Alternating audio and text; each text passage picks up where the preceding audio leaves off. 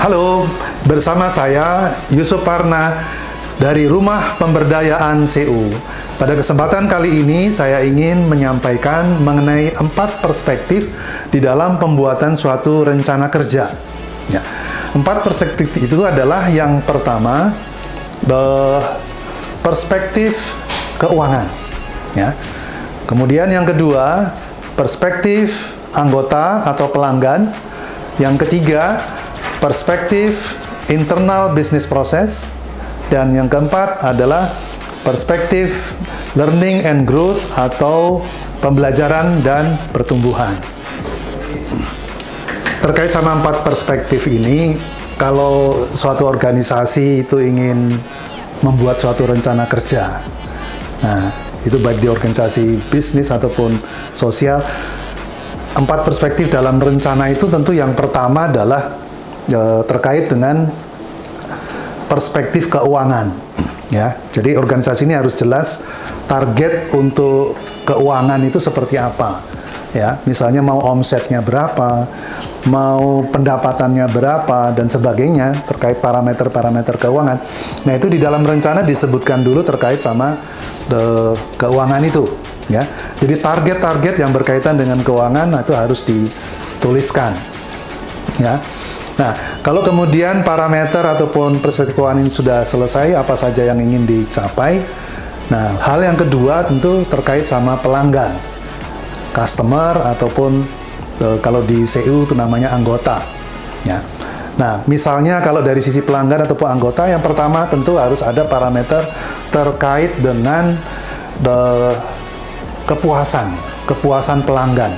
Ini harus terukur, ya, dengan survei dan sebagainya, sehingga target terkait dengan kepuasan pelanggan ini juga harus dibuat supaya kita bisa melihat apakah kegiatan activity yang kita lakukan itu sungguh berdampak kepada peningkatan kepuasan anggota. Ya. Nah, di samping itu kalau terkait dengan CU, di samping kepuasan anggota tentu berkaitan juga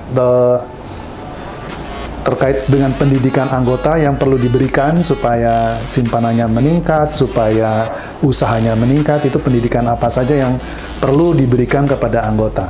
Dan berbagai aspek yang terkait dengan perspektif anggota, apa saja kegiatan yang diperlukan sehingga untuk meningkatkan mungkin simpanan, mungkin pinjaman, dan sebagainya sesuai yang ada di PERS kalau kaitannya sama CU.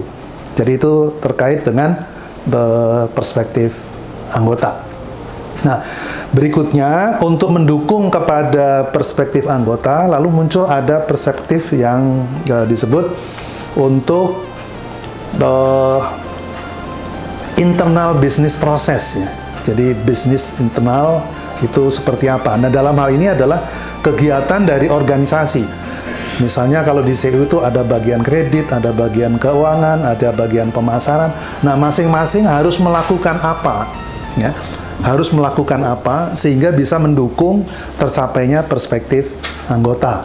Ya, kegiatan pendidikan, ya, kegiatan pelayanan, semua elemen-elemen organisasi harus membuat suatu rencana kerja sehingga yang tadi perspektif anggota itu bisa dicapai. Ya. Nah, berikutnya juga ada perspektif learning and growth atau pembelajaran dan pertumbuhan. Ya.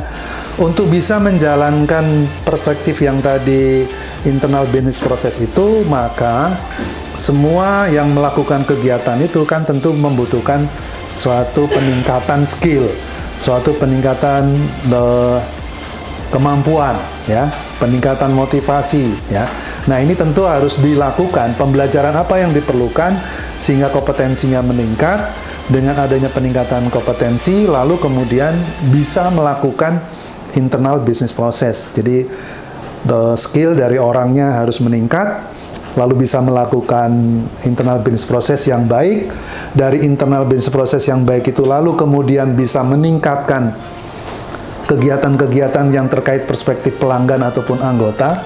Dan pada akhirnya, maka ujungnya nanti itu perspektif keuangan akan bisa dicapai.